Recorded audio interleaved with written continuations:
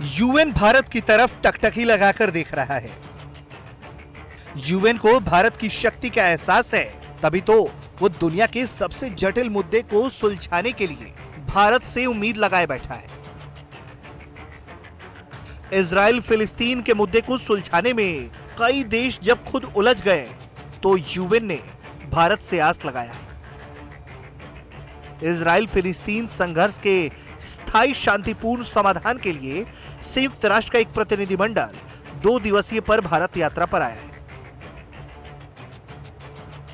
यह प्रतिनिधिमंडल नई दिल्ली में दोनों देशों के बीच शांति समाधान के लिए राजनीतिक और कूटनीतिक समर्थन की जमीन तैयार करेगा।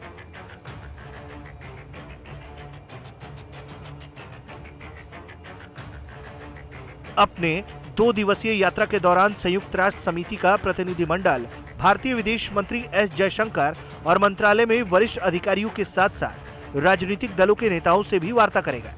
भारत का फिलिस्तीन और इजराइल दोनों से अच्छे संबंध रहे हैं। दोनों भारत पर विश्वास करते हैं। ऐसे में दोनों देशों की शांति में भारत की भूमिका महत्वपूर्ण हो सकती है।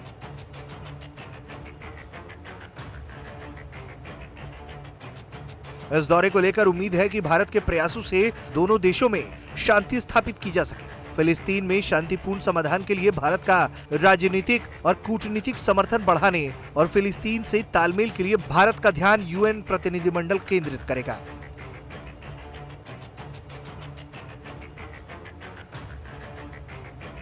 अब जरा ये समझिए कि असल में इजराइल फिलिस्तीन के बीच का मुद्दा क्या है। दोनों देशों के बीच गाजा पट्टी को लेकर काफी लंबे समय से विवाद चलता रहा है।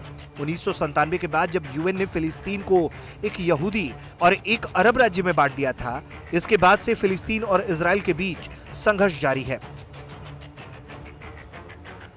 इसमें एक अहम मुद्दा ज्यूइश राज्य के रूप में स्वीकार करना है, तो दूसरा गाजा पट्टी है, जो इजराइल की स्थापना के समय ही इजराइल और दूसरे अरब देशों के बीच संघर्ष का कारण साबित हुआ है।